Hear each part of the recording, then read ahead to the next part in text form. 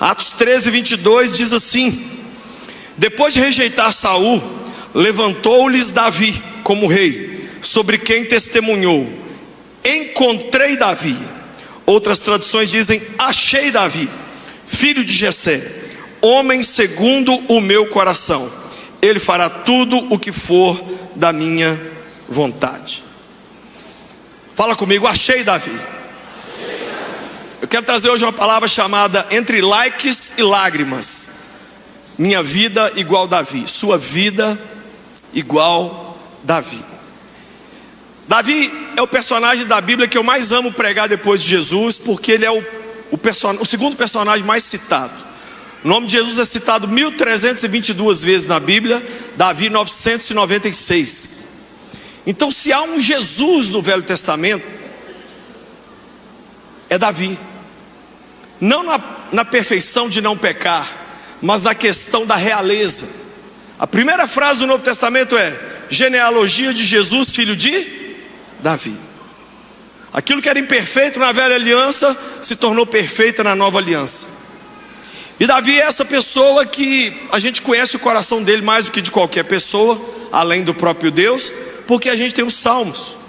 Então, além da história dele que a gente lê em 1 e 2 Samuel, 1 e 2 Reis, a gente tem também as orações de Davi, o sofrimento de Davi. E eu não sei se você já passou por isso, de ler um salmo e falar: cara, parece que fui eu que escrevi. Ou ler um episódio da vida de Davi e falar assim: é exatamente o que eu estou vivendo. Eu amo tanto Davi, tanto, eu estudo tanto sobre Davi, que o meu único filho homem, eu tenho um filho homem e uma filha mulher. A mulher se chama Emily e o Davi chama Davi. Significa o amado.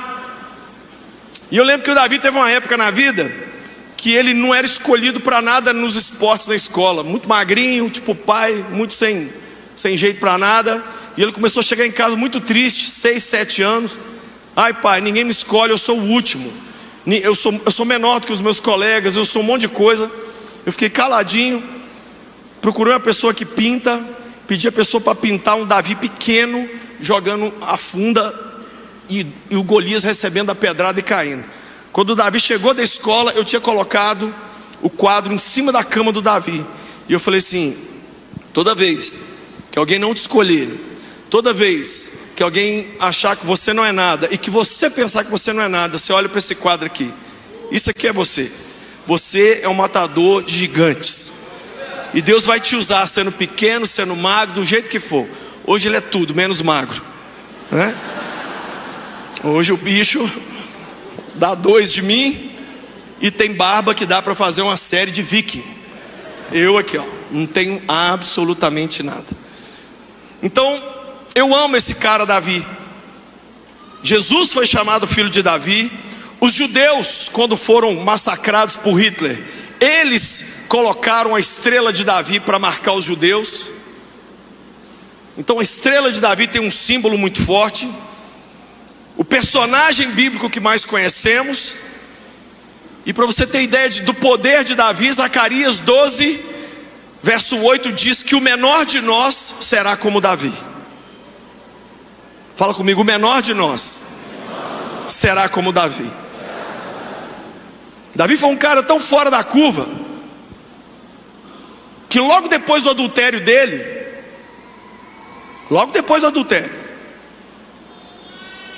ele foi para uma guerra. E quando ele estava lá na guerra, ele cansou, porque um egípcio falou: eu vou matar Davi. E aí teve que vir um guerreiro de Davi, Aimás, que ajudou Davi a matar os gigantes, esse egípcio.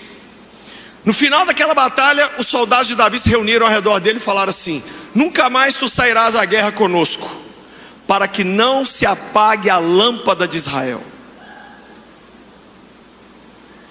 Você conseguiria chamar um cara que acabou de adulterar de a lâmpada de Israel? Há um valor que nós temos que independe daquilo que a gente fez de errado e certo. Uma coisa é comportamento, outra coisa é identidade. Saiba diferenciar os dois. Muitas vezes a gente pega a pessoa por causa de um comportamento e joga ela toda na lata do lixo.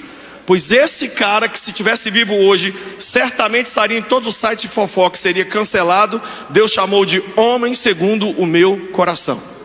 E eu descobri que Davi não é simplesmente isso. Ele é um arquétipo, ele é um modelo do que um cristão deve ser. Ele é um modelo. E eu queria hoje passar por algumas fases da vida de Davi, que você pode perceber que você ou já viveu, ou está vivendo, ou quem sabe vai viver coisas muito parecidas. Eu comecei a pensar em Davi, pensar em mim, pensar em Davi, pensar no meu pai, pensar em Davi, pensar na história dos meus parentes. Falei assim, gente, a história de Davi não é uma história, é meio que uma trilha sonora de todos nós aqui. Então eu quero pensar um pouquinho com você aqui, eu quero que você reflita comigo. Ele teve muito like, mas muita lágrima. A primeira fase da vida de Davi, se puder ir pondo aí para mim, ele foi o escolhido, o excluído, porém ungido. Davi entra na cena bíblica esquecido. O pai dele nem chamou ele quando Samuel foi lá na casa. Muitos comentaristas dizem que o pai não chamou porque queria proteger o menino. Outros dizem que é porque ele não dava a mínima para o menino. Não se sabe. O certo é, ele não era provável. Ele estava escondido. Ei, não fique triste de ninguém te notar. Essa semana uma mulher procurou a minha esposa e disse assim: eu sou uma mulher invisível, ninguém me nota. Meu marido me deixou tem 1 ano, já está com outra, está super feliz. Eu só empobreci, tive rugas, contraí uma depressão, e eu sou uma mulher invisível. E a minha esposa começou a mostrar para ela que ela não era invisível. Deixa eu te falar uma coisa, muitas vezes é lá na exclusão e é lá quando ninguém te vê que Deus vai te ungir. A unção não é uma coisa que vem no palco. A unção é uma coisa que vem no secreto. Quando você está lá, ó, criando raiz. O bambu chinês cresce 5 metros para dentro da terra antes de apontar para fora. Qual que é um grande problema nosso hoje? Estamos impressionados demais com dons, ao invés de caráter. A pessoa fala bem, a gente já joga ela no altar. A pessoa canta bem, já vem para cá. Aí depois vai revelar um caráter que não é bacana. Gente, que a gente seja pegador meia boca, que a gente não saiba cantar nada. Eu fiquei olhando os meninos cantando aqui em cima hoje, parecia o Real Madrid, sim ou não? Eu falei com o pastor Rodinei, Deus não deixa pastor cantar assim, senão a gente já é metido, não sabendo nem pregar. Imagina pregar e cantar. Jesus vai ter que internar a gente. Orgulho. Mas o Davizinho esquecido, excluído, de repente o profeta fala, não é nenhum desses. Nós não vamos sair daqui enquanto não chegar esse menino. Veio o menino, ele foi ungido no escondido. Ei, busque a Deus lá na sua casa, aqui na igreja. Abra o seu coração para Ele, no secreto. Não queira estrear não. Tem muita gente querendo uma estreia. Ai, estreiei meu canal no YouTube, estreiei na... Não existe estreia. No reino de Deus, o caminho para cima é para baixo. Segunda fase da vida desse menino é o garçom dos irmãos. Ele não prestava para ir para a guerra. Se prestasse, ele tinha ido. Aí o pai dele falou, meu filho, pega uns danoninhos aí, umas Elma Chips, leva lá para seus irmãos na guerra. E ele foi levar. Nós temos que saber que tem uma fase na vida que a gente vai servir. Quem não serve, não serve. Resumo da vida pastoral, resumo de um cristão: servir. O que nós estamos fazendo nessa terra? Servindo a Deus e as pessoas. Rick Warren diz que o crente carnal levanta de manhã e fala assim: ai, quem vai vir me servir? E o crente espiritual levanta de manhã e fala assim: ah, quem que eu vou servir hoje? Jesus falou que há mais alegria em dar do que em receber. As melhores noites de sono que eu tive na vida não foi quando eu ganhei nada, ninguém me elogiou ou ganhei dinheiro. Foi as noites de sono onde eu deitei para dormir e disse: hoje, por minha causa, porque eu conversei com um homem ou com uma mulher, vai ter menos um divórcio nesse país. Essa é a melhor noite de sono que tem. É quando você pega um adolescente que te mostra o pulso todo cortado, você fala assim: você não precisa furar seu pulso, alguém já teve o pulso perfurado por você. E essa menina abre os olhos e vê que ela não é, e vira uma outra mulher. Nós nascemos para servir, gente. Davi foi lá servir, e Deus está de olho em tudo. Nós temos que ser pessoas que aprendem a servir, que gostam de servir, que se voluntariam para isso. A terceira fase da vida dele é o matador de leões e ursos. Quando Davi chegou lá e viu Golias ofendendo os exércitos de Israel, Davi falou: gente, responde o homem. E os irmãos dele, tudo bombado, tomador de whey, creatina, responderam o quê? Não, olha o homem, olha o tamanho do homem. E ele falou assim: quem é esse incircunciso filisteu para afrontar os exércitos do Deus vivo? A conversa foi de zap em zap, de grupo em grupo, caiu no grupo que Saul estava. Saul leu: quem que escreveu isso aqui? Traz esse menino aqui. De que grupo é ele? Não sei não. Chegou o Davi lá: você quer enfrentar o gigante? Não pode, você não pode, você vai morrer. Você vai morrer só quando ele surgir. Você morre. Não pode. Não, deixa eu contar uma história para o senhor. Eu estava outro dia cuidando das ovelhas do meu. Gente, não queira construir o seu se você não ajudou a construir o dos outros. Primeiro cuida das ovelhas dos outros, primeiro ajuda as pessoas dos outros, depois você constitui a sua família, depois você abre a sua empresa, depois, se não atropela o processo, não. Davi não lutou com bicho para coisa dele, era coisa do pai dele. Ele podia falar: meu pai que se lasque, menos uma ovelha, eu vou falar com ele que sumiu. A Bíblia diz que ele foi para cima do leão e do urso e matou, e ele contou isso. Você tem que ter pelo menos uma história com Deus para você dar um próximo passo. Você não pode chegar com o currículo limpo: Senhor, cheguei. Você não tem lastro, você não fez absoluta. Você lavou um banheiro de igreja algum dia você ajudou a carregar as cadeiras no final de um culto? Algum dia você fez alguma coisa para qualquer pessoa? Não, fiquei em casa. Vou te mandar aí, Zé, olha esse rio.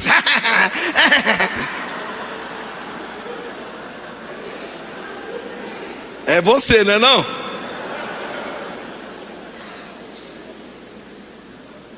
Aí o Saul falou: beleza, toma a minha armadura. Ele pôs a armadura e falou: não serve em mim, eu não quero. Eu não quero. A quarta fase de Davi qual é? O matador de gigantes.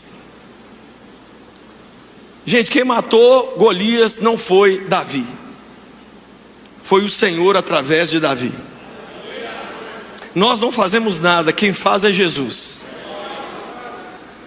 A palavra que eu estou pregando aqui é dele, os louvores foram para ele, é tudo dele.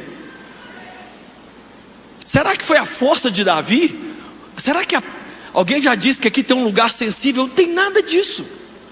Jogador de futebol mete a cabeça na bola e faz gol de cabeça, eu não vejo ninguém cair morto. Aquela pedra ali foi o Espírito Santo que fez assim, tem!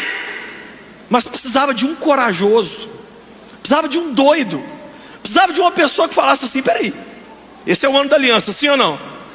Esse cara não tem aliança com Deus vivo, ele é um incircunciso. Nós temos aliança com Deus vivo e nós vamos amarelar. Não vamos, vem cá, hoje eu vou dar sua cabeça para as aves do céu, e eu vou cantar comendo sabor de mel. Eu vou comer sua cabeça e fazer churrasco na laje. Vem, Golias, vem! E pá! E o Golias caiu, ele correu lá em cima, pegou a espada, cortou a cabeça, levantou a cabeça dele. Os filisteus correram e Davi correu atrás. Tem hora na vida que Deus permite você matar gigante, mas tem hora na vida que Deus deixa a não te derrubar. Porque o pastor Márcio já nos ensinou: ninguém tropeça em montanha, a gente tropeça em pedrinhas. O que joga a gente no chão, gente, não é adultério, pedofilia, não. É um dinheiro que você não paga, É uma grosseria que você responde para sua mulher, é um retorno que você não dá para uma ovelha, é um irmão que você olha e fala assim: ih, lá vem essa chatura de novo. Aí a ovelha simples a gente não atende, mas a ovelha rica a gente dá moral para ela. Isso é que é ruim. Isso é que vai minando, isso é que vai arrebentando com a gente. Davi jogou o gigante no chão, e naquele dia o exército venceu. Saul virou para o comandante dele e falou assim: quem é o pai desse jovem? Ele falou: Senhor, viva o Senhor, eu não sei. Tem época na vida que mesmo você fazendo muito, ninguém sabe quem você é. Fica tranquilo. Quem te promove não é você, é o Senhor. Se Ele quiser. Também se Ele não quiser também. Um amigo meu falou comigo assim: Lucinho, eu já fui baleia no oceano de Deus. Hoje eu sou sardinha, mas o importante é que eu continuo no oceano dele. A gente tem que entender se nós estamos querendo promover um reino nosso ou um reino dele. Perpetuar o meu nome. Que meu nome? Eu falei com a minha esposa que eu estou para lançar um livro agora. Eu falei: pá, vou tirar meu nome da capa de livro. Eu vou escrever L.B. Júnior Lucinho. Ah, não vou ler. Pode balançar a cabeça? Não é mesmo?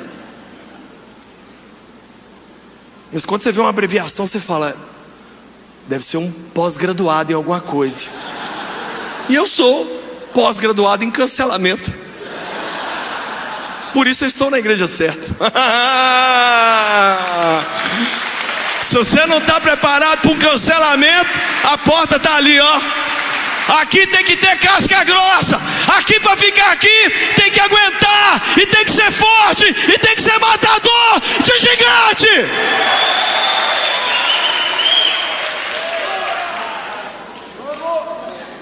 Outra fase da vida do Davi: o queridinho do rei. Saul ficou amigos. Era Davi para lá, Davi para cá, kkkk. Você vai virar um dos meus capitães. E Davi começou a matar filisteu, mata filisteu. Aí o Saul deu para ele isenção de impostos e deu a filha dele, Mical, para ele casar. E ficou aquela coisa linda. Mas um dia, Satanás, você tem que sempre estar pensando assim: o que Satanás vai fazer agora? Satanás fez uma musiquinha. Ai, Saul matou milhares e Davi dezenas de milhares. O dia que ele ouviu essa música no Deezer, Saul falou: quê? Quem matou quê?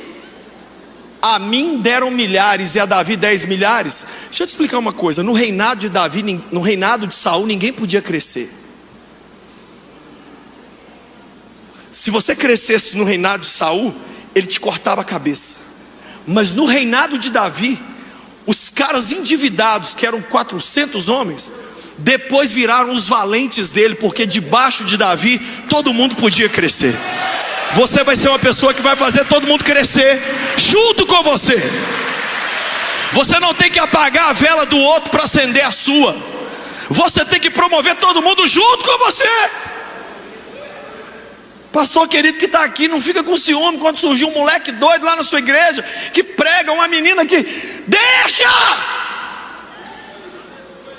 Gente, pastor André fala direto que a nossa igreja é uma igreja de transição. Nós já temos que estar de olho para quem nós vamos passar esse negócio aqui. Não, é meu. Que é meu? É meu, é filho de Ema. Não, porque eu te ganhei para Jesus, eu que te batizei. Cala a sua boca. A ovelha é de Jesus, a igreja é de Jesus, o dízimo é de Jesus, esse altar é de Jesus, o corpo é dele, é dele.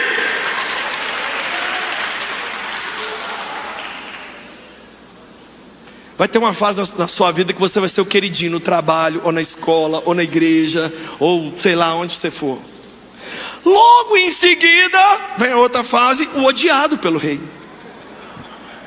Você vai do céu ao inferno em uma música. Você chega na empresa e todo mundo te elogia. De repente, essa broaca, essa vaca, essa mulher, eu não suporto ela. E começa. É normal. Eu não sei quantos já viveram isso aqui. Quantos já viveram isso, gente? Eu tive um patrão. Eu trabalhava de garçom. E eu tinha que limpar as mesas, porque tinha muita gente chegando no restaurante. eu demorava um pouco mais para limpar a mesa, ele gritava na frente de centenas de pessoas assim: Lúcio, seu cachorro, corre! Olha isso, gente. Eu chorava, eu lembro que eu entrava para o banheiro e chorava, eu falava: Senhor, por que ele está me xingando, Pai? É porque Deus estava me treinando para xingamentos maiores. Quando você merecer um xingamento no seu Instagram, agradeça a Deus. Tem promoção vindo aí pela frente. Eu não estou brincando. Todo mundo é amado em um momento e odiado no outro. Às vezes no casamento, às vezes na igreja, às vezes não sei. Eu estou te tentando mostrar que Davi é um arquétipo, é uma forma que quase todos nós vivemos isso tudo aqui. Às vezes não nessa ordem, mas a gente vive. Não pira no dia que as pessoas começaram a te esquecer, não te chamar. É normal. O Saul começou a perseguir Davi para matar. Só que Jonatas, filho de Saul, ficou amigo dele e começou a dar a letra e mandava áudio: ó, foge, vai para o sul, vai para o norte, sai, vaza, meu pai tem endemoniado, corre, vem, vai, volta. Vocês sabem a história, não vou ficar explicando aqui. Olha a outra fase da vida dele: aquele que poupa o que quer matá-lo. Sabe o que Davi tinha? Um coração perdoador. Davi está lá dentro da caverna. Saul entra para fazer o número 2. Os soldados falam: mata ele agora, mata.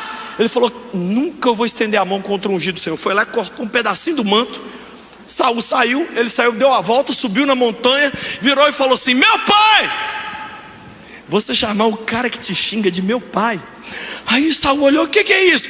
É Davi. Por que o senhor está me perseguindo? Olha o que ele disse: eu sou uma pulga. Por que o senhor juntou o exército para vir atrás de um cão morto? Eu não estou inventando, essas expressões Davi falou: eu sou uma pulga e eu sou um cão morto. Eu poderia ter te matado hoje, meu pai, mas eu não fiz isso. Olha, se você quer um dia reinar para o Senhor, fazer alguma coisa, você vai ter que aprender a deixar o passado e perdoar, e deixar ressentimento e mágoa para trás, e viver algo novo. Ah, não, eu perdoo, mas mais ou menos. Ah, não, mas aquilo eu não vou. Não. Seja como Davi. Às vezes você podia matar a pessoa com a língua.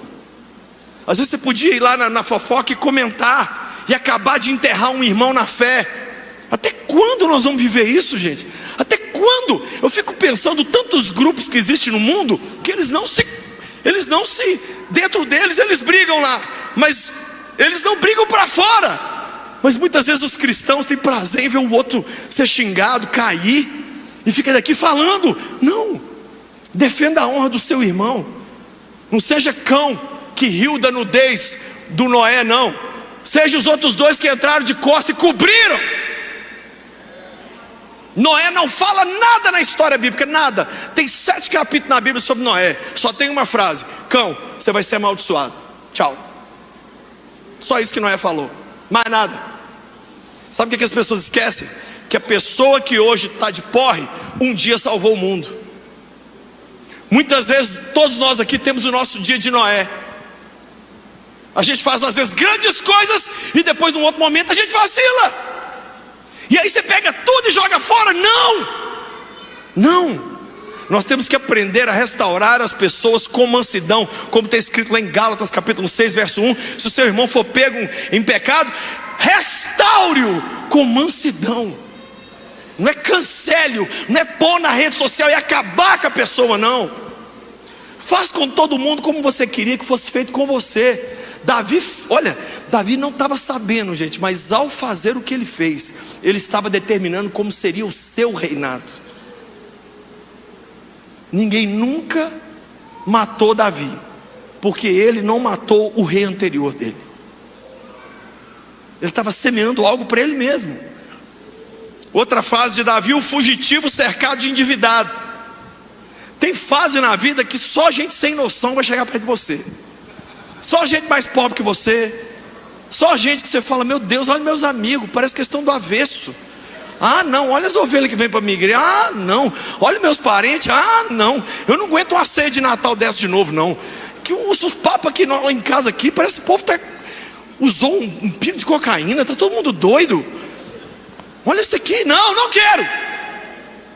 Não jogue fora ninguém. Olha o que eu vou te falar aqui. Porque assim como o Senhor pega eu e você, que muitas vezes fomos também muito sem noção e muito chato, e transforma a gente, Ele também pega as pessoas que tem do seu lado e Ele sobe elas todas junto com você. E eu posso te falar a verdade? Pare de apostar nos prováveis. Pare de apostar naquelas pessoas que são potencial. O maior palavrão que alguém pode te xingar na vida é chegar para você e falar assim: você tem um potencial. Sabe o que essa pessoa está dizendo em outras palavras? Você já devia estar lá na frente e não está, porque você só fica no quase. Você só fica no... Você parece que vai, mas não vai. Gente, posso falar? Deus chama gente quebrada, gente sem noção, gente esquecida, Sabe o que Charles Spurgeon dizia? Antes de Deus usar um homem, Deus o quebra. Deus não usa gente inteira, Deus só usa gente quebrada. Porque só gente quebrada pode ser usada para restaurar um outro quebrado. Gente que levita, gente que chega na igreja com o olho mágico assim: esse está em pecado, isso está em pecado, esse aqui é menos crente, aquele casal está transando, esse aqui, para! Quanto mais cheio de Jesus a gente está, mais preocupado a gente está com a nossa vida. E quanto mais sem Jesus a gente está, mais a gente fica procurando pecado na vida dos outros. Vamos tirar a trave do nosso olho. Davi juntou com gente sem noção, e ele falou assim: vamos começar uma igreja aqui. Esses bichos aqui foram os 12 apóstolos de Davi. Tudo gente de raça ruim, sem dinheiro, endividado e depressivo. Aí depois vem uma outra fase na vida dele. O cara que finge de doido. Davi chegou. Por fim, Saul queria tanto matar ele que ele falou: eu vou morar com meus inimigos. Quando ele chegou lá, o rei dos filisteus ia matar ele. Ele pegou e começou a lamber a parede, e começou a deixar a baba cair. Tem hora na vida que você não é para entrar na guerra, é para fingir demência. Deus não te manda lutar toda a guerra. Tem coisa na vida que é para você falar assim: pode passar, Satanás, vai. Eu agradeço a oportunidade, mas essa é não, mas você não é o guerreiro? Você não matou Golias? Puxa a espada e mata esse. Não, agora aqui eu vou lamber parede. Lamber parede. Que Deus nos dê sabedoria. Eu falei outro dia com a minha esposa, que a minha esposa é muito... O que é certo, o que é errado. Eu tento explicar para ela: Patrícia, tá tudo bem. O que é certo, o que é errado. Mas nem tudo que é certo você tem que falar, e nem tudo que é errado. Tem hora que é pra gente olhar e fazer assim, né? Com o som do boi, assim, ó. O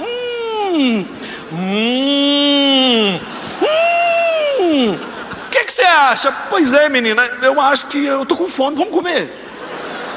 Você não tem que achar, para de dar opinião sobre tudo. Para de ter que postar: isso aqui é o babado, eu tenho que dar minha opinião. Cala a vossa boca. Lambe o seu celular, faz assim, ó.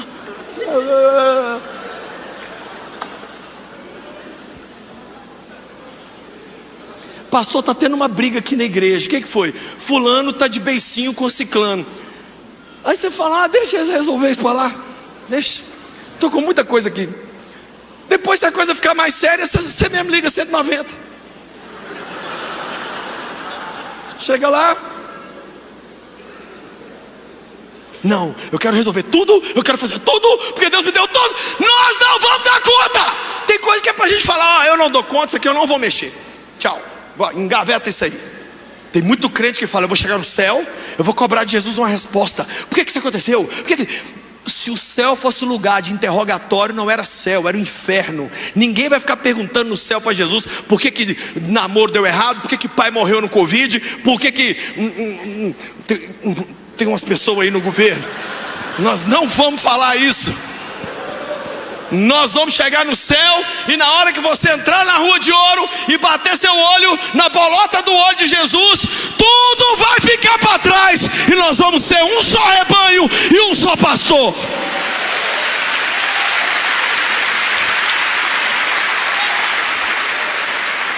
Outra fase da vida dele, ungido rei em Hebrom. Eu já estive em Hebrom, gente. Sabe quantos habitantes mais ou menos devia ter em Hebrom na hora que Davi virou rei dessa cidade? Nem 1000. Era um boteco. Davi virou um líder de célula. Não despreze Hebrom. Sabe quem está enterrado em Hebrom? Abraão, Sara, Isaac, Rebeca, Jacó, Raquel e Lia. Já fui lá no túmulo deles. Essa cidade hoje está debaixo do governo dos árabes, mas os patriarcas estão lá. Davi reinou ali 7 anos. Tem hora na vida, gente, que é para a gente ficar alguns anos no mesmo estágio. Faz bem feito. Ninguém está te olhando, faz bem feito. Mãe, você que está com um filho novinho, não consegue nem vir numa igreja, cuida dele. A minha esposa viveu um momento de aridez espiritual no início, quando meus filhos eram pequenos, que um filho emendou no outro. Ela não conseguia, ela vinha, os cultos que ela vinha, os meninos meus vieram muito chato, então eles choravam muito. Não tinha o que fazer com eles. Eles choravam muito e dormia pouco. Podia dar comida, eles choravam, fazia o que fosse. A Emily era muito chata, o Davi venceu a Emily. Eles sabem disso, eu falo isso com eles demais. Olha, vocês, a Patrícia tem que tomar Dorflex, a Patrícia. Aí ela ficou muito tempo sem ver sermão, sem ouvir a palavra, sem participar de culto. Mas ela ficou ali cuidando daqueles meninos. Simples. E eu tentava ajudar à noite, eu ficava acordado para ela dormir. Uma luta! É um Hebrom, é um GC que você tem, é uma igreja que não passa de 100 pessoas, é uma empresa que você gasta 50 mil, ganha 50 mil, aí gasta 50 mil e ganha 50 mil. Você fala, Jesus, eu estou enxugando gelo, poxa. Ah não, calma. Você precisa de Hebrom antes de chegar em Israel. Aí vem a próxima fase, o rei ungido sobre todo Israel. Davi não pediu isso. As 11 tribos, porque Davi só reinava em Judá, as outras 11 tribos foram e falaram, reina sobre nós. Vai chegar uma hora que você não vai ter que se promover. As pessoas vão falar assim, vem, eu quero você, eu quero a sua influência, eu quero a sua oração, eu quero o seu livro, eu quero o seu abraço, eu quero o que você carrega. Mas Davi, gente, do dia em que ele foi ungido até o dia que ele virou rei de Israel, quase 20 anos, mais ou menos 18 anos e meio se passaram. Você pode receber hoje uma unção e não ver nada mudar. Calma. Isso aqui tudo são fases. Aí ele começou a reinar em todo Israel. Foi lá e dominou Jerusalém. Foi uma coisa maravilhosa. Depois o que ele fez? Levou a arca para Jerusalém. A arca não ficava em Jerusalém, ficava em Siló. Sabe o que significa levar a arca para Jerusalém? Eu não posso governar sem a presença de Deus. A presença de Deus estava na arca, e a arca estava em Siló. Aí ele tentou uma vez, deu certo? Não, deu errado.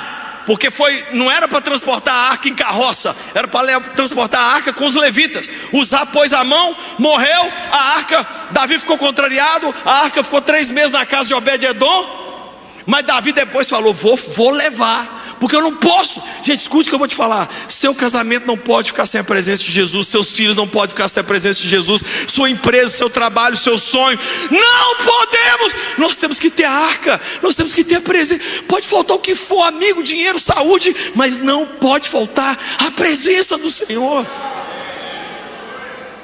Um telão desse aqui, gente, é maravilhoso. Um louvor desse. Mas se não tivesse nada disso aqui, e uma pessoa com um violãozinho aqui, na periferia do Brasil, o Brasil está se convertendo com igreja simples. Muitas vezes um irmão lá, só ré, dó, sol, ré, dó, sol, ré, dó, sol, cantando uns corinhos que a gente não entende direito, mas a presença está lá. O que conta é a presença. Você tem que entender isso. A arca não foi voando para Jerusalém. Foi Davi que falou, não podemos começar essa bagaça aqui se primeiro não entrar. Aí foi feito o Salmo 24. levantai, ó portas, vossas cabeças, levantai, ó portais eternos, para que entre o Rei da Glória. Quem é esse Rei da Glória? O Senhor dos Exércitos. Era a arca entrando. Este é o Rei da Glória, e a arca entrando em Jerusalém.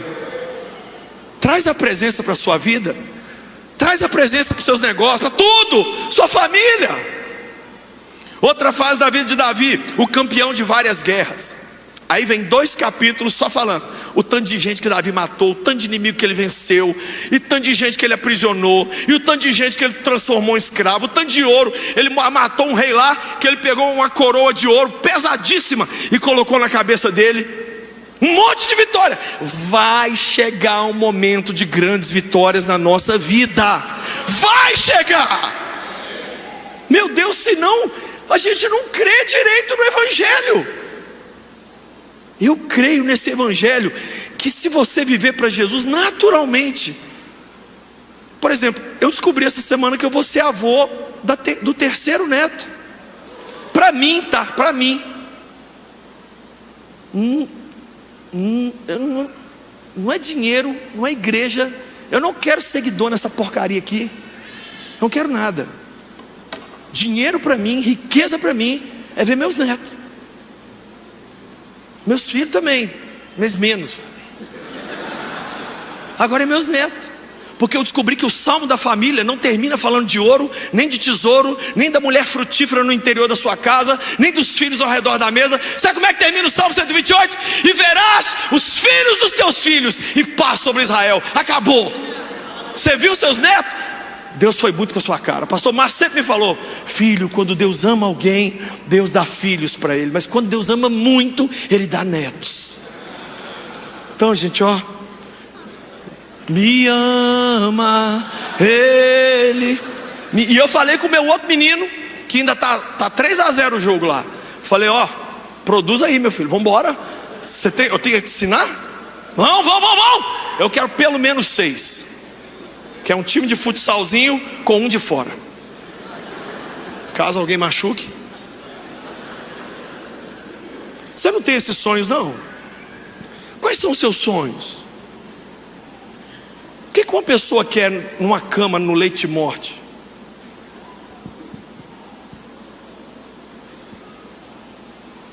Está acabando, tá? Eu sei que a fome bateu aí, mas está acabando. Aí vem o quê? O adultério e o assassinato. Davi, na verdade, cometeu 3 pecados. A gente não comenta sobre o que cancelaria Davi hoje. Não seria o adultério, sabia? Nem o assassinato, sabia? Hoje a pessoa pega 5 anos de cadeia aqui no Brasil se matar alguém. Por isso que está essa festa que está aí. E adultério também não está. O lance é que Davi abusou de Batseba. Batseba não foi para a cama com ele porque quis. Ele forçou essa mulher.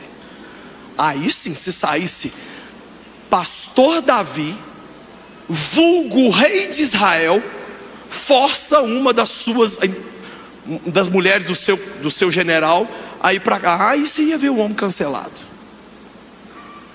Davi fez essas 3 coisas. Eu estou dizendo que isso vai acontecer com você? Não. O que eu estou dizendo é que na caminhada de todo cristão, muitas vezes vem um momento de mais frieza, e onde pode surgir mais pecado. E onde esse momento geralmente surge? Não é no momento pior, é no momento melhor. É no reinado, é depois de grandes vitórias. Sabe o que Deus está dizendo para mim e para você? Nós temos que pôr a barba de molho. Eu não sei quantos aqui viram o famoso escritor cristão. Eu não quero falar o nome dele aqui, mas se você não conhece ele, você deve ter sido batizado semana passada. Mas um famoso escritor cristão, que estava há 10 anos em adultério, 10 anos, foi descoberto ele em adultério. Ele está hoje com 76 anos. Ou seja, ele começou o adultério com 66. Eu estou com 54. Calma, nós ainda temos muita batata para comer, nós ainda temos muito chão para caminhar, nós ainda temos que ir muito suave, muito suave. É melhor constância do que rapidez. É melhor você buscar a Deus todo dia, orar e ler sua Bíblia, do que você ter uma palavra poderosa no domingo. Não impressiona ninguém. Impressiona o coração de Deus. Guarda o seu coração do pecado, do dinheiro, do roubo, da mentira, do adultério. Guarda. Davi pecou no melhor momento. Aí depois o que vem? Aquele que perde o trono para o seu próprio filho e depois sofre uma rebelião de um dos seus servos. Gente, isso aqui é quase toda família, eu vejo, luta com a sua geração, ou então alguém dentro da empresa querendo furar seu olho, ou alguém dentro da igreja quer tomar seu lugar. É normal. Eu não estou desejando isso para você, nem amaldiçoando ninguém nessa noite, não. Entenda, eu estou falando de fases que eu vejo, que eu já vivi muito isso aqui, e eu vejo isso na vida de quase todo mundo.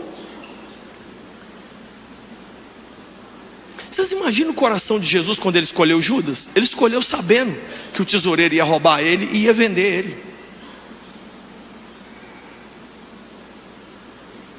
Todo mundo é bonito, gente, na hora que chega, mas depois que convive é que você vai saber quem é. Davi perdeu o trono para o filho. Ele teve que fugir a pé. E um cara jogando Simei, jogando pedra nele, falando: é isso aí, desgraçado, você não fez isso com Saul? Agora toma. Aí os soldados de Davi falaram: deixa a gente matar esse sem vergonha aí. Davi falou assim: não, agora é hora de eu ser cancelado. O Senhor mandou ele me amaldiçoar. Tem hora na vida que é para você ficar calado.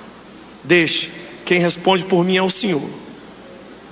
Tem hora que ele deixa você falar, tem hora que é para você. Tem hora que o apóstolo Paulo toma varada nas costas, mas tem hora que na hora dele apanhar, ele fala assim: vocês podem bater num cidadão romano sem julgamento? Oh my God, centurião, ele é romano, solta ele. Tinha hora que ele tomava varada, tinha hora que ele não tomava. Penúltimo, aquele que faz o censo e é punido.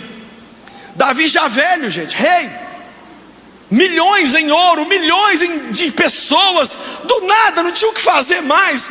Falou: eu quero saber quantos soldados eu tenho para uma possível guerra. O coronel dele, que era um sem noção também, Joabe, falou: rei, não precisa disso, seu reino está consolidado, não mexe com isso não. Não, eu quero saber, vamos embora. E a Bíblia diz: a palavra do rei prevaleceu sobre a palavra de Joabe. E de Dan a Beersheba, todo mundo passou pelo censo. E eles descobriram que havia em Israel mais de 1 milhão de homens que podiam empunhar a espada. Quando eles chegaram com o relatório, Davi disse: pequei contra o Senhor. Sabe o que significa isso aqui? É quando você não entende que tudo que você fez é para a geração que vem e não para você. É quando parece que você sofre de um Alzheimer espiritual e começa a esquecer os muitos gigantes que você já matou e as vitórias que ele deu. O Deus que te ajudou lá atrás vai te ajudar hoje. Se você tiver 500 mil ou tiver devendo 500 mil, se você tiver 1000 pessoas com você, se você não tiver ninguém com você, se você tiver uma rede social grande ou uma rede social pequena, é Deus que vai fazer.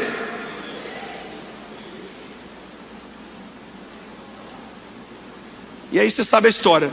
Deus mandou o profeta e falou: escolhe 3 castigos: 3 anos de fome, 3 meses fugindo dos inimigos, ou 3 dias de praga. Ele falou: caia eu nas mãos do Senhor, porque as suas misericórdias são infinitas. Até para apanhar o cara era crente. Eu prefiro apanhar de Deus. A praga começou, 70 mil israelitas morreram em um dia. Quando o anjo estendeu a espada para destruir Jerusalém, o próprio Senhor falou: basta. Porque Davi fez um sacrifício na eira de Araúna, que é onde tem aquele domo dourado lá em Jerusalém. Ele fez um sacrifício ali.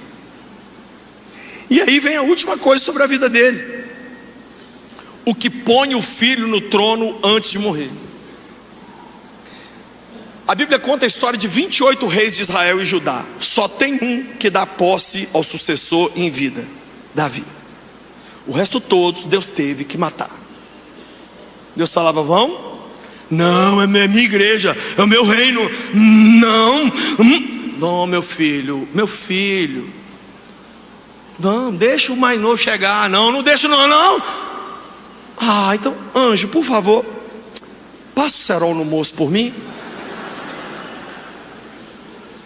Davi falou assim: chama lá o profeta Natan, pega a minha mula, põe Salomão montado nela, leva ele em Gibeon. unge ele rei e faz uma festa, e eu quero todo mundo gritando assim: Salomão é rei.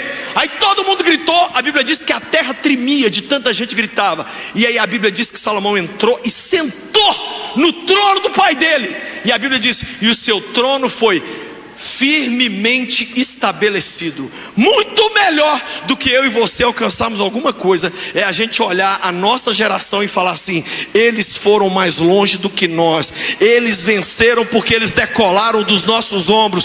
Isso é muito melhor do que a gente vencer, ou a gente, o seu pai e a sua mãe, seu pastor e sua pastora, são as poucas pessoas na vida que vão torcer para o seu sucesso, mais do que às vezes seus amigos e do que muito parente.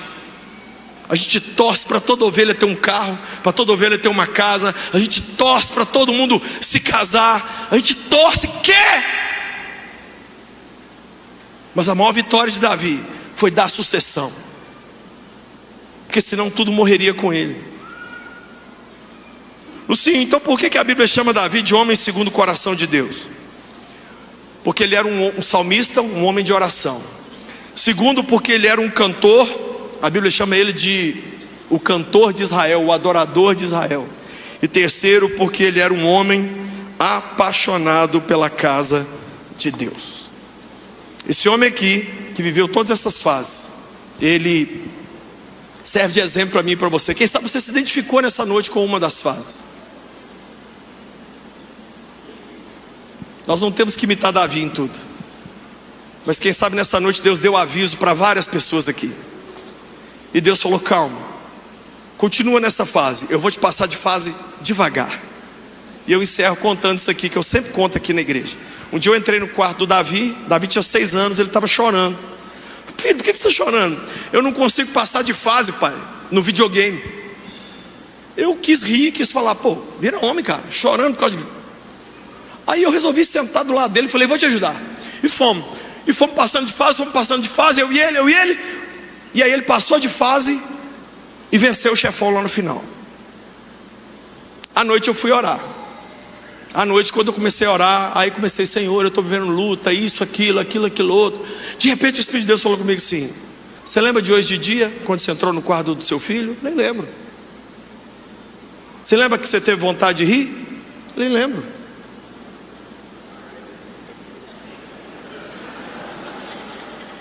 Sou eu agora ouvindo você falar disso aí. Eu já te livrei de coisa muito maior. Por que você está aumentando o que é tão pequeno? Por que você está dando tanta moral para essa luta, para essa fase? Passa de fase, meu amigo. Sabe o que esse pessoal falou para mim? Mude sua oração. Você está orando como se você não estivesse vivendo o que eu tenho para você. Muda o seu jeito de orar. E aí, se você deixar Deus ir te passando de fase, quando você chegar lá na frente, você vai conseguir matar o chefão, e você vai zerar o jogo. E quem sabe um dia, nós vamos poder um dia deitar numa cama e dizer assim: eu combati o bom combate, eu zerei o jogo, e eu guardei a fé.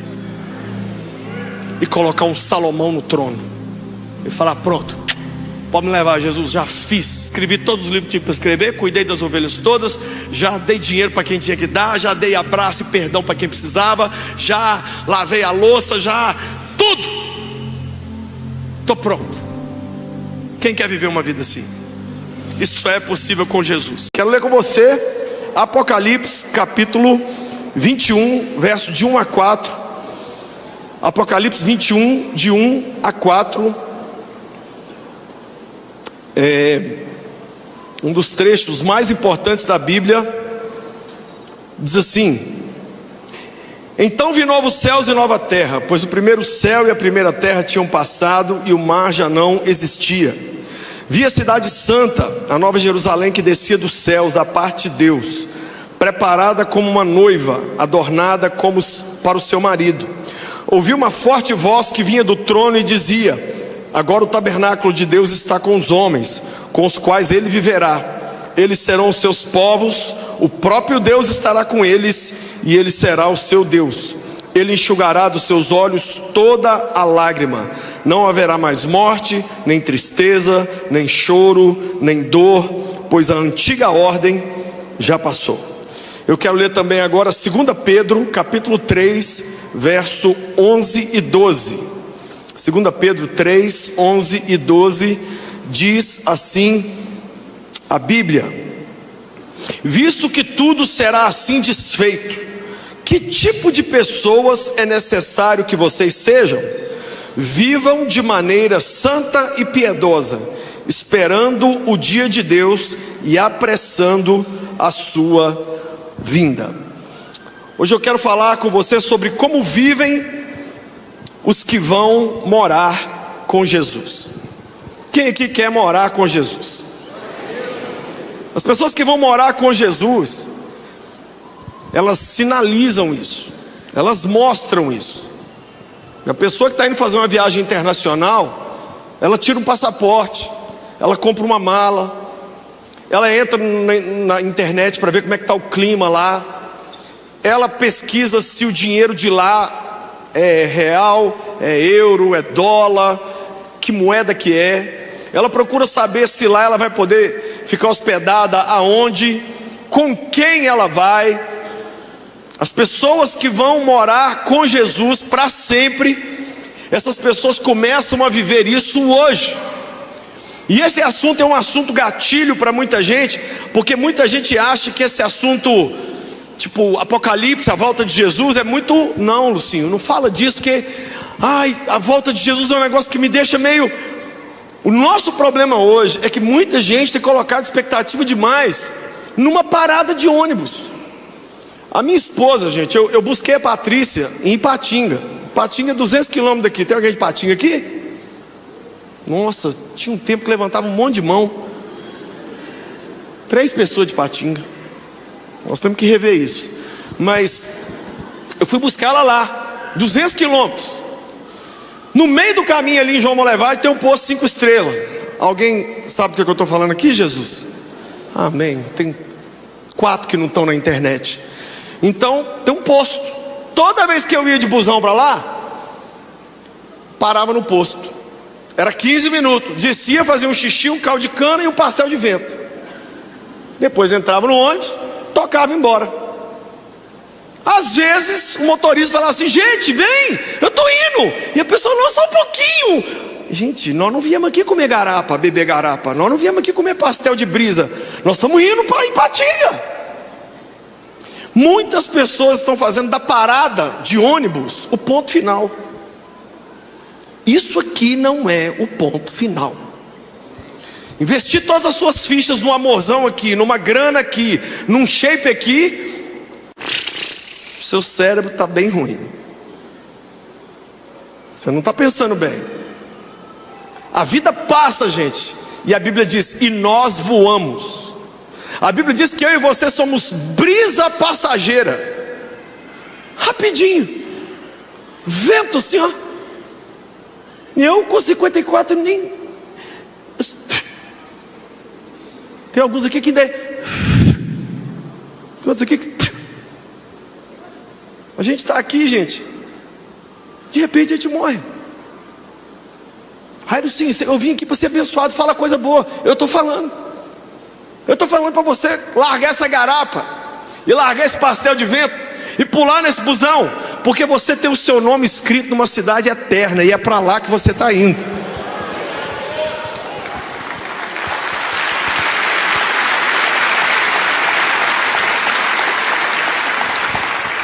Muitas pessoas não entendem o Apocalipse, a volta de Jesus. Por quê? Porque elas estão apostando tanta ficha aqui, tipo: Jesus, depois que eu curti tudo que eu puder nessa terra, aí eu penso em ida para o Senhor.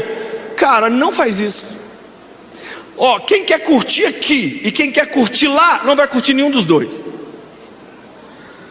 A vida do cristão nessa terra é definida como peregrinos e forasteiros. Disso eu posso falar, e o meu pai também, porque nós dois já fomos estrangeiros em terra. Não é isso, pai? A gente morava num lugar que era completamente diferente de tudo. De tudo. Os nossos hábitos e costumes não valiam nada lá onde a gente morava. É assim que você devia se ver. Me assusta muito cristãos muito adaptados a essa realidade que nós estamos vivendo. Isso é assustador. E isso começa assim, a mexer comigo.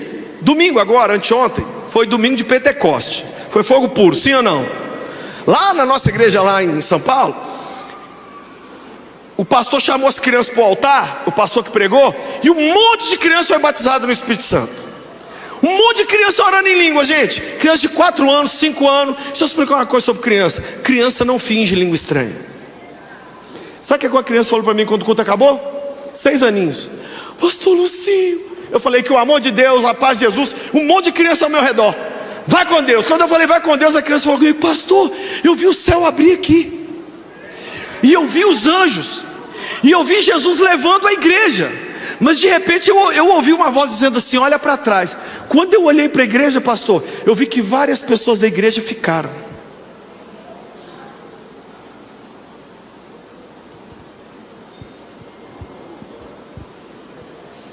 Acabou o glória.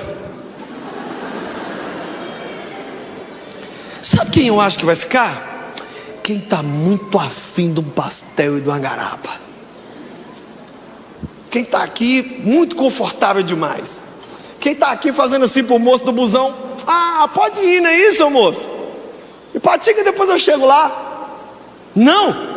Deus está dizendo para mim e para você: não se encante com aquilo que é passageiro. Eu tenho um destino para você. O mal vai se dar mal no final.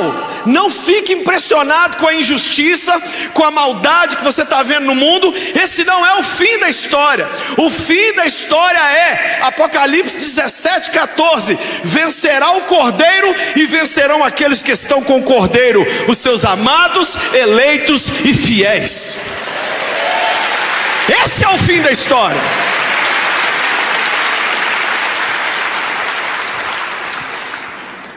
Como que a gente vive então hoje, se a gente está indo morar com Jesus? Como que deve viver um cristão? Primeira coisa, quem vai morar na nova terra, no novo céu, essa pessoa primeiro precisa, você não vai se preparar para chegar lá em cima da viagem. Você não pode falar assim: deixa eu aproveitar que eu sou novo, eu vou curtir, e quando eu ficar mais velho eu venho para Jesus. Cara, essa fórmula não dá certo. Não dá certo. Você tem que entregar sua vida para Ele hoje e começar a viver em santidade hoje. Larga o que não presta. Larga a bebedeira, larga adultério, larga a pegação, larga a pornografia, larga tigrinho, larga o tigrinho.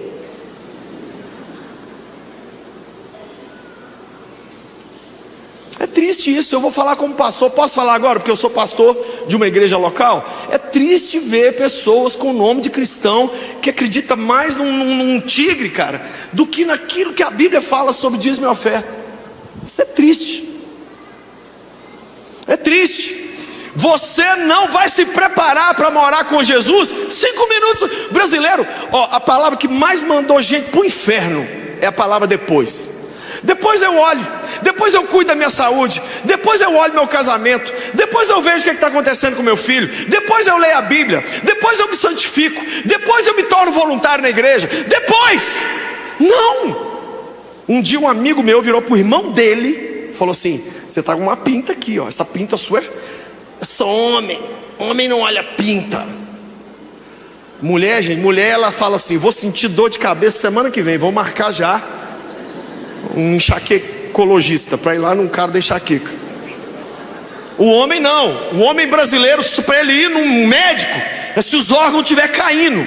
Ele pega os órgãos e chega lá e fala: doutor, o que dá para fazer? Aí o doutor fala: com o que você me deixou aqui, dá para fazer um miojo. Você tem 5 minutos. Quem sabe Deus não está usando esse sermão aqui para dizer para você: vai olhar a sua saúde. A minha família tem histórico de glaucoma. Glaucoma é uma doença que vai acabando com o nervo óptico. Você não sente nada, de repente você fica cego. O que eu fiz? Cheguei lá em São Paulo, primeira coisa que eu fiz, cacei um glaucomista lá. Um jovem da igreja falou: pastor, eu te examino. Examinou eu e a Paty. Por quê? Que eu não posso brincar com isso. Eu não posso esperar. Ai, deu um diagnóstico, agora eu vou me preparar. Ai, entrou bandido, agora eu vou pôr arame em casa. Ai, agora chegou o boleto, agora eu vou trabalhar para pagar o boleto. Não. O encontro com Jesus exige premeditação, e exige intencionalidade, e exige você começar a preparar hoje. Fala comigo, hoje. Se você vai encontrar com o rei dos... Gente, se você fosse encontrar com o Donald Trump, se você fosse encontrar com o rei Charles da Inglaterra, se você fosse encontrar com, sei lá, como que você ia? Você ia começar agora. E, meu Deus, é assim que faz? É assim que faz? O que eu falo? Hi, how are you? O que eu falo com esse homem? Não. Estamos aqui vivendo. A gente estamos aqui, um dia que Jesus vier e o pau quebrar, aí eu já fui na igreja meia dúzia de vezes. Não! Você tem que se preparar antes. Segunda coisa, você para de querer fugir para um céu distante e começa a entender que é aqui que a nova criação se instalará. O texto que nós acabamos de ler diz que o céu vai descer para a terra. João estava na terra, olhando para o céu e falou assim: e vi descer do céu a nova Jerusalém. Eu tenho uma notícia ruim e boa para você. A ruim, nós vamos ficar por aqui mesmo. Brinca não, Lucinho? Tá doido? A boa, isso aqui vai prestar. Vai ser bom demais. Tá vindo uma cidade gigante para esse lugar aqui, e nós vamos morar nela para sempre. Entenda, Jesus não morreu para salvar Pedro, Joana, Maria, Lucinho. Não, Ele veio salvar e renovar o cosmo. Quando a Bíblia diz, para que todo aquele que nele crê, Deus amou o mundo. Sabe que palavra que é essa no grego? Cosmo. Sabe o que é cosmo? Sol, lua, estrela, tudo vai ser redimido. Essa criação vai ser retificada, e uma grande cidade vai descer do céu. Então nós crentes temos que parar com esse negócio de fugir daqui. Ah, eu estou tão cheio de problemas, vem Jesus, me leva. Ô sonceira, nós vamos para o céu quando morrer. Nossa alma vai, mas depois nós vamos ressuscitar e descer para viver aqui, numa terra renovada. Mas quando Jesus chegou, primeira frase que ele disse: o reino de Deus chegou até vocês. Cada um de nós somos um representante desse reino que já chegou, mas não veio completo ainda. Ele ainda vai vir completo. Quem sonha com esse dia que ele vai vir completo? Então você precisa entender isso. Você não pode fugir. Você é a resposta para esse mundo. Você é sal da terra e você é luz do mundo. Ai, pastor, mas eu cheio de problema. Um crente cheio de problema tem mais poder dentro dele ou dela do que um não crente cheio de Bitcoin. Não adianta, gente. Se nós cremos na Bíblia, nós temos que crer na Bíblia. Se a gente não for crer na Bíblia, vamos jogar ela fora. Terceiro, você começa a viver a realidade que Jesus ensinou do venha ao teu reino. É venha ao teu reino, não é suma todo mundo daqui.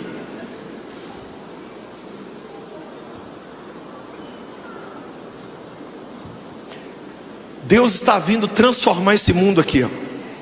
E um dia Belo Horizonte realmente será um belo horizonte.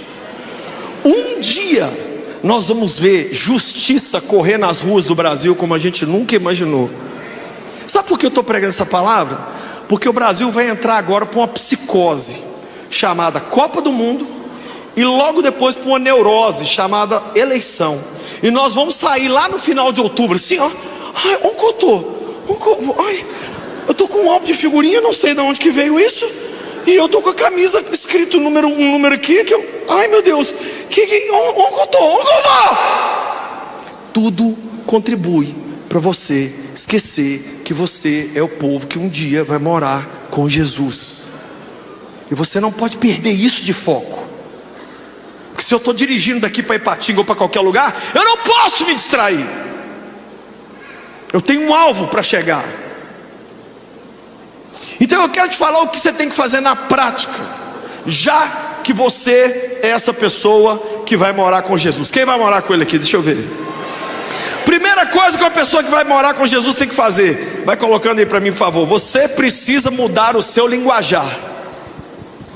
Quem já foi comigo para Israel, em caravana para Israel, ou mesmo as caravanas missionárias que a gente já fez para a Índia, para o Nepal, para a Jordânia, para o Egito, para Moçambique, para Angola, para o Haiti, todo mundo sabe que a primeira coisa que você tem que saber é pelo menos oi, sim, bom dia, tchau, obrigado. Muitos de nós não estamos falando a língua do céu, mas a gente está querendo ir morar lá. Qual é a linguagem do céu, pastor? A linguagem do céu, amor, é a linguagem da Bíblia. Você não conhece a mente de Deus e não consegue falar com Ele se você não conhecer sua Bíblia. Nós precisamos começar a falar as coisas que Deus fala e entender o que Ele diz. E infelizmente nós estamos dando muita atenção para esse lindo rapaz, atraente, sexy. Entretanto, come seu cérebro e te coloca burro. Essa é a primeira geração mais burra do que os seus antepassados. Por quê? Eu não preciso saber de nada. Quando eu quiser saber de alguma coisa, só digita aqui chat. Aí o chat fala uma besteira. Quantas vezes eu e meu pai discutimos com o chat? Ele dá print nas coisas que ele briga com o chat, e eu dou print e eu mando: pai, olha o que esse idiota falou comigo aqui. Meu pai outro dia colocou: qual o livro mais lido do mundo? Dom Quixote de la Mancha. Meu pai é só professor de português e matemática, só. Aí ele falou: tá bom. Então qual é o livro mais vendido do mundo? O chat. A Bíblia. Meu pai falou assim: você conseguiu entender a besteira que você me respondeu? Vejo o seu ponto. Uma idiota educada. Mas eu consigo ver no seu olho tanta inocência, que tudo que você coloca lá e que vem de resposta, você acha assim: é tudo certo. Amor, a tela certa chama Mateus, Marcos, Lucas e João. Essa é a tela que você devia estar nela e que eu devia estar nela. Para a gente falar a linguagem do céu, nós temos que aprender os salmos, nós temos que aprender provérbios. Olha quanta burrice nós falamos no Brasil e fazemos. Nós temos que começar a falar a linguagem do reino. Quando você vai para algum país, você tem que aprender um thank you, um gracias, alguma coisa, muchacho. Nós estamos falando a linguagem só aqui, ó. Não, nós precisamos falar a linguagem do céu. Sabe qual era a linguagem de Paulo? Coríntios: quando eu estive entre vós, apesar de eu ter muita faculdade, muita sabedoria, e eu ser uma IA ambulante, eu decidi saber nada entre vós, a não ser Cristo, e esse crucificado. Paulo tinha um assunto: Jesus, e Jesus na cruz. O dia que a gente falar mais de Jesus na cruz, nós vamos ser cristãos cruciformes, nós vamos viver uma vida crucificada. Esse é o assunto de um cristão. Nós precisamos viver crucificações todo dia.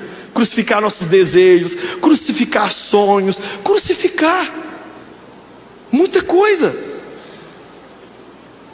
Vocês acham que algum dia eu escrevi num papel assim: quero morar longe do meu pai? Nunca quis. O que eu estou fazendo hoje, onde eu estou vivendo, alguém olha e fala assim: mas você foi para um lugar maravilhoso. Ai, tadinho. Você é meu, Lucinho? Sou. Você é meu mesmo? Sou. Você fala a minha linguagem? Falo. Então você vai largar tudo. Não faça não, Jesus. Não brinca não. A linguagem de Jesus é a linguagem da renúncia, é a linguagem do sacrifício, é a linguagem da entrega.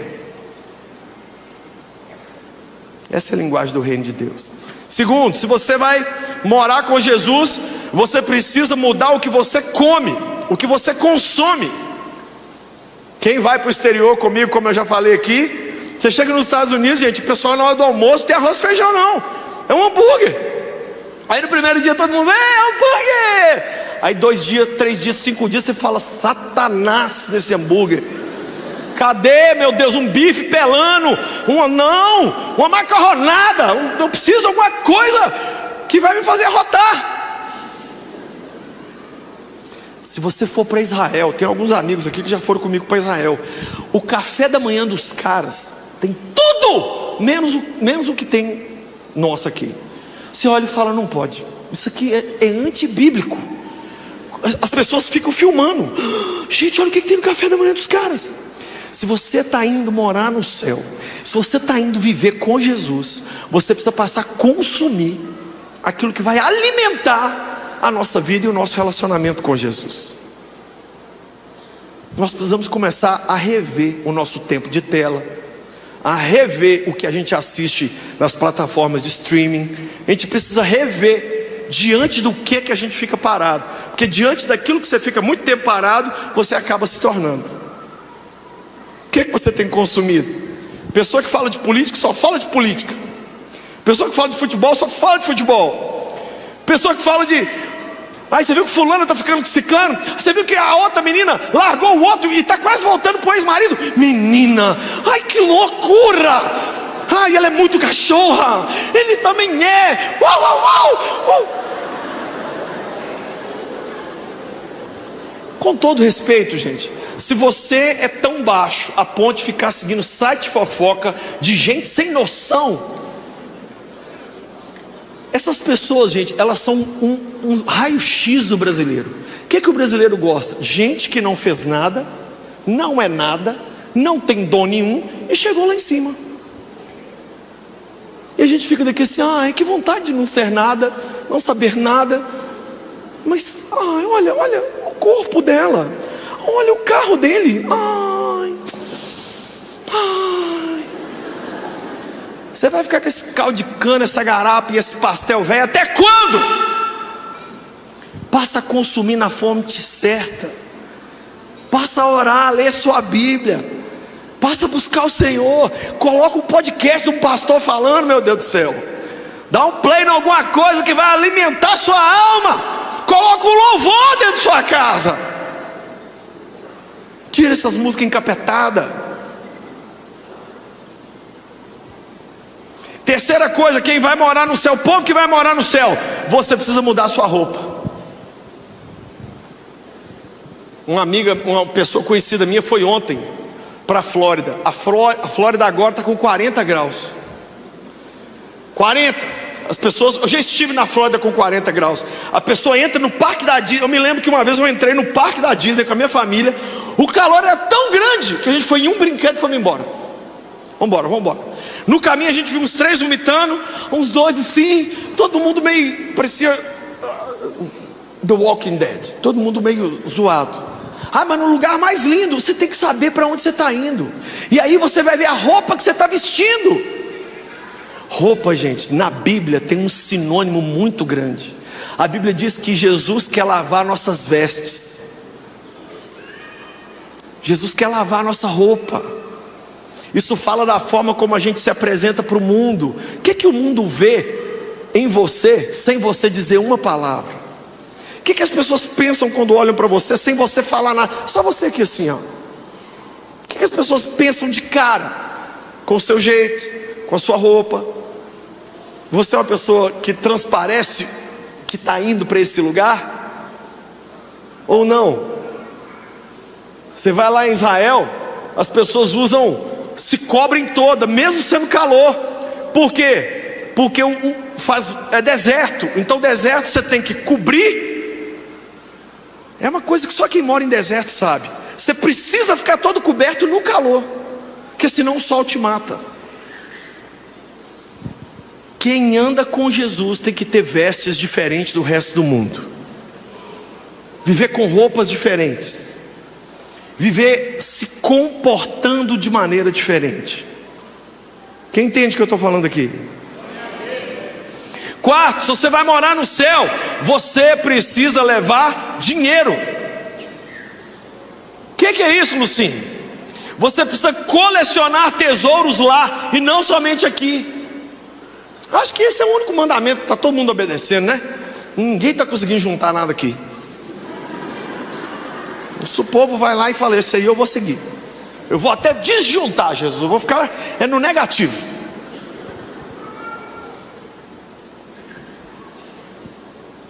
Mas você, quando vai para uma viagem, A minha irmã me ensinou. Minha irmã me deu um cartão internacional chamado Wise, que você não paga coisa nenhuma por ele, e você põe dinheiro nele e pode usar em 190 países do mundo e com aquele cartão. Aí não interessa se lá em Israel o dinheiro é shekel, se lá na Arábia o dinheiro é xararará, não importa se você está onde você estiver, com aquele cartão você consegue negociar na moeda local. A moeda do reino de Deus não é real, não é grana. A moeda do reino de Deus é gente. Gente. A Bíblia diz que é sábio quem ganha pessoas. Alguém olhou para mim outro dia e falou: Lucinho, você podia ser milionário, por que você não é? Eu falei assim: eu resolvi juntar gente.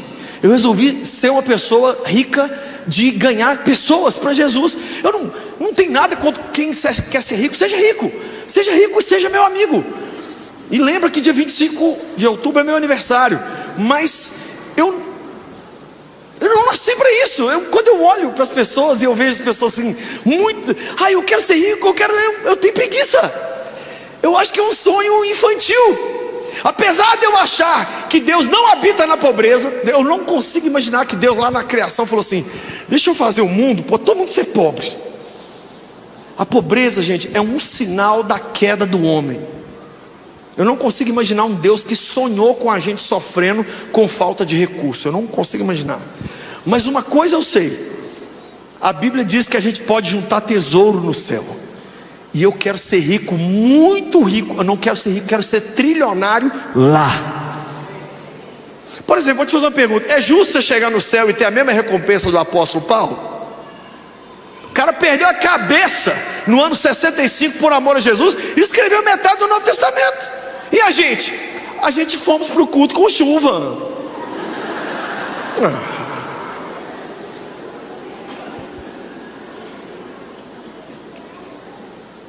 Você tem juntado alguma coisa lá?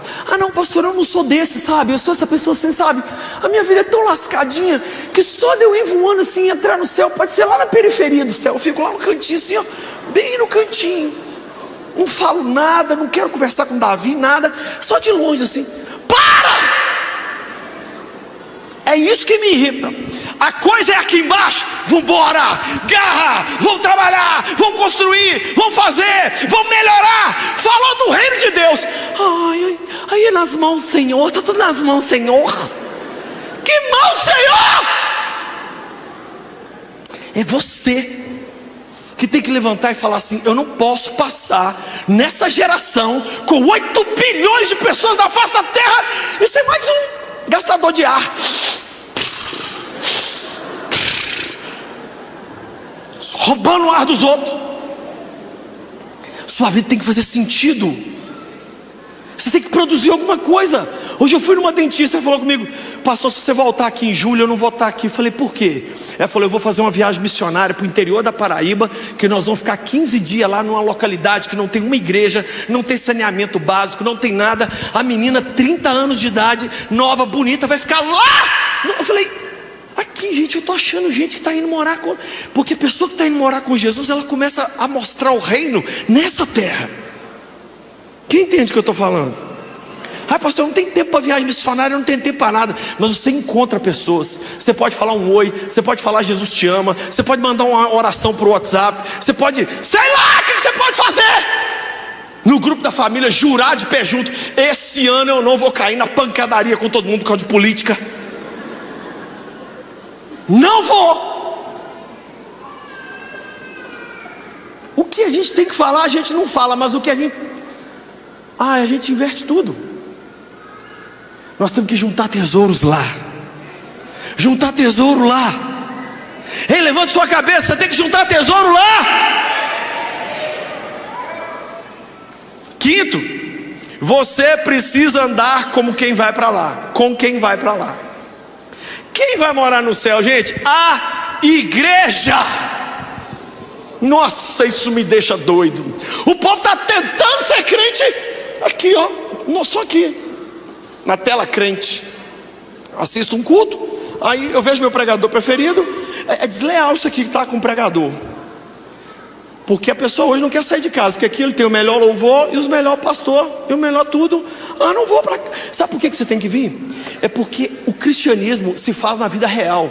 É uns aos outros, é encostando no outro, é falando Deus te abençoe, é ouvindo os problemas do outro, é entrando na história do outro. Esse negócio só de tela não funciona. Nós temos que cuidar das pessoas.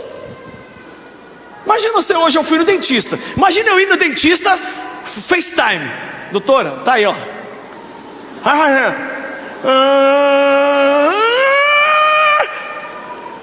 Você não... Quero ver a lua de mel sua por FaceTime. Faz uma lua de mel por FaceTime. Eu ver. A gente aceita cultuar a Deus só com uma tela. Amor, a pandemia acabou.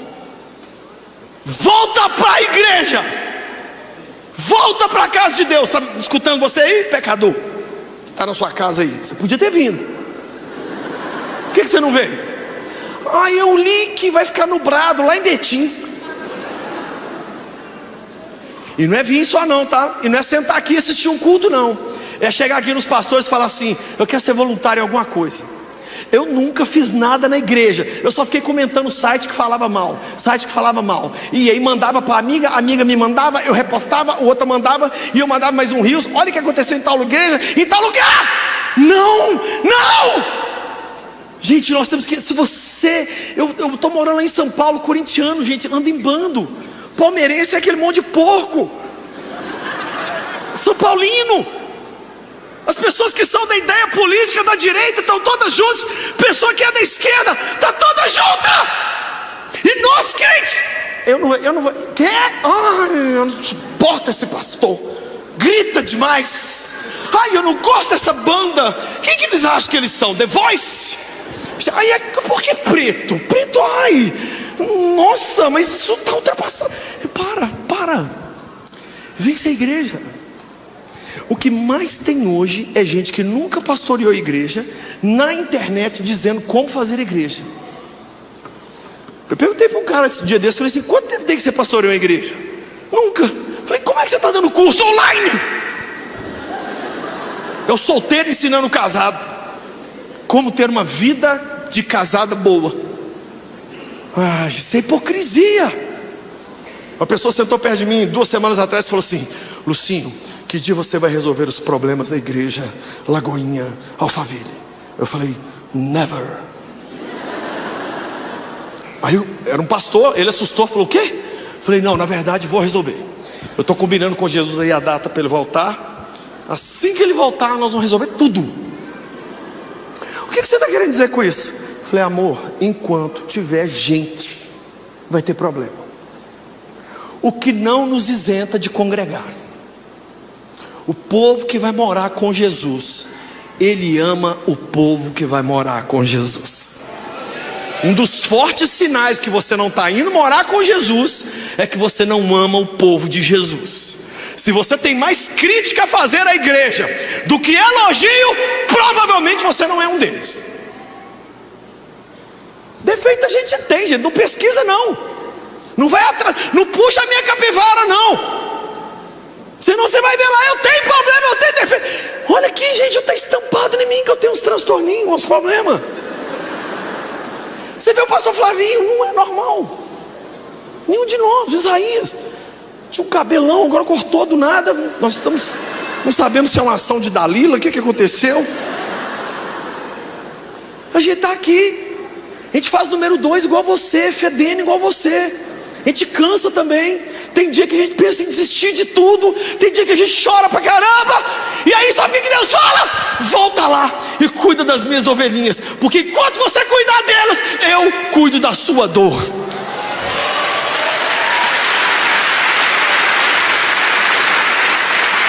Se você vai morar com Jesus, ame o povo de Jesus, cheio de defeito. Gente, se você ler 1 Coríntios, você fala: Paulo tinha que ter fechado essa igreja. E no 1º capítulo já começa a quebradeira. No 2º capítulo, no 3º capítulo está chamando os caras de carnal. No 4º capítulo tem um homem aí que está pegando a madrasta. Gente, aquela era a igreja boa de fechar. O que Paulo fez? insistiu, e foi insistindo.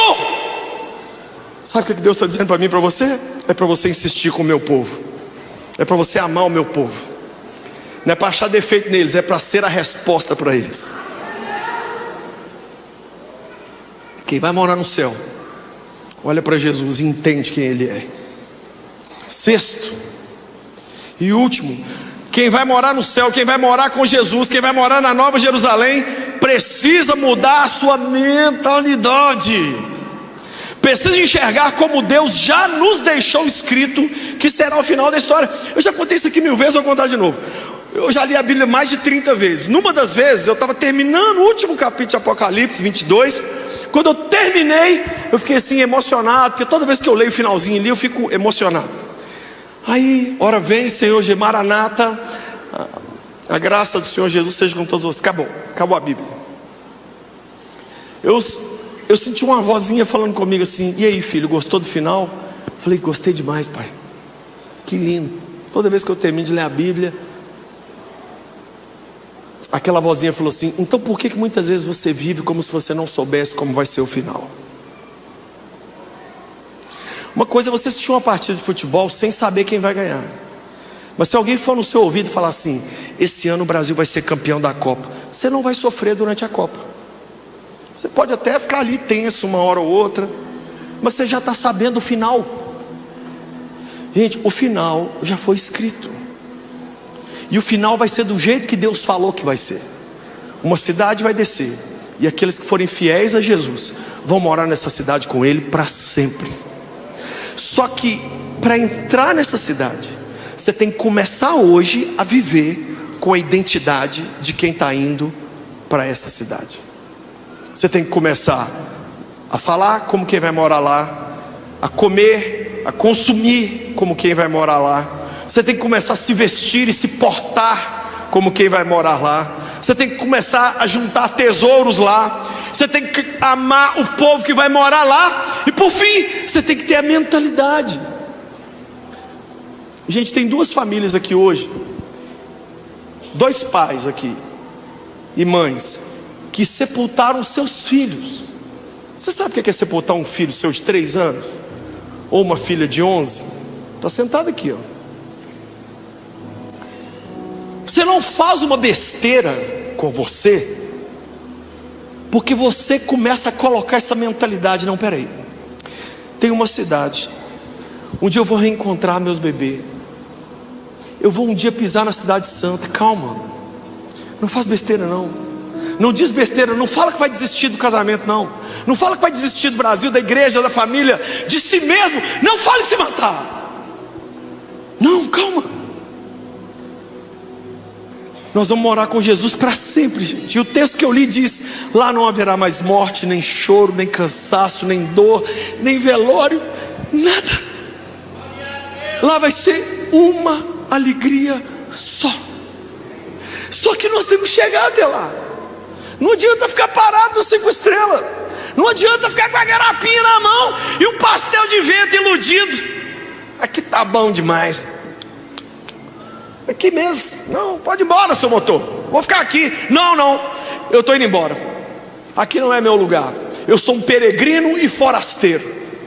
Eu vou servir o meu Jesus enquanto eu estiver aqui, mas o meu olho está lá na cidade santa que está chegando. Essa cidade está vindo. Escute o que eu vou te falar aqui. Provavelmente em 50 anos nenhum de nós estaremos aqui mais. E aquilo que hoje te aflige tanto e te afoba tanto vai ter sumido. Talvez mês que vem, talvez amanhã já sumiu. Eu profetizo que suma amanhã. Mas vai ficar uma coisa só: a cidade que tem alicerce e o povo que vai morar nessa cidade. Eu confesso para vocês que eu e a Pati, vou encerrar falando isso. Eu e a Pati, a gente não sabia que a gente ia morar lá em Alphaville. Então a gente está tendo uma dificuldade de se adaptar, porque a gente é mineiro do interior aqui, e a gente tem um outro ritmo de vida. São Paulo, gente, meio-dia e meia-noite é a mesma coisa. Meio-dia, o tanto de gente tem na rua, é meia-noite, o mesmo tanto de gente tem na rua.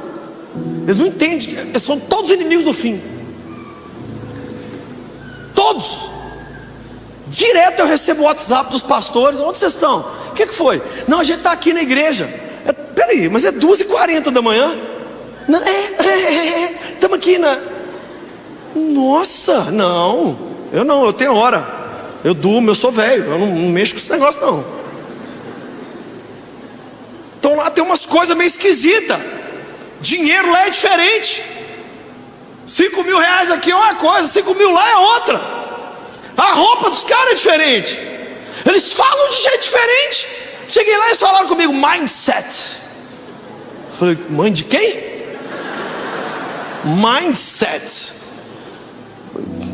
Falei: na sua mãe, a minha não. Eles têm uma outra linguagem. Sabe o que muitos querem lá? Acesso. Sabe o que tem muito lá e em muitos lugares do Brasil? Você vale só o que você entrega. Você não tem valor sendo você. O seu valor é o que você produz. Mas na cidade que está vindo lá de cima, nós valemos aquilo que foi pregado lá na cruz. O seu valor é de um Deus crucificado. Quanto que eu valho, pastor? Você vale um Deus crucificado. E se você fosse a única pessoa na face da terra, Cristo ainda teria vindo e morrido só por você. Por isso hoje, com os olhos na eternidade e com os olhos na cidade que virá, eu te convido a tirar essa mentalidade de olhar só para baixo aqui, ó, e olhar para cima e falar: ai, mesmo que o mais terrível episódio aconteça comigo, Deus vai fazer uma coisa nova. Deus vai fazer uma coisa nova. Engraçado que essas duas famílias que estão aqui, que perderam os filhos, eu falei coisas assim, eu não tinha resposta, né? A gente nunca tem. Eu não tenho resposta para as minhas coisas, vou ter para deles. Aí falei: vamos orar. Orei. E aí, uma família que sepultou a filha, já nasceu um nenenzinho lá, maravilhoso. E a outra família que sepultou uma menininha, está para nascer daqui a 2 semanas o irmãozinho dela. Se a gente souber esperar, nós vamos rir muito mais do que a gente chorou. Se a gente souber esperar, Deus vai colocar uma vírgula onde era ponto final, e vai continuar uma história linda, linda, linda. E nós vamos um dia chegar na frente do espelho e falar assim: trouxinha, chorou de burro. Esse Deus está aqui.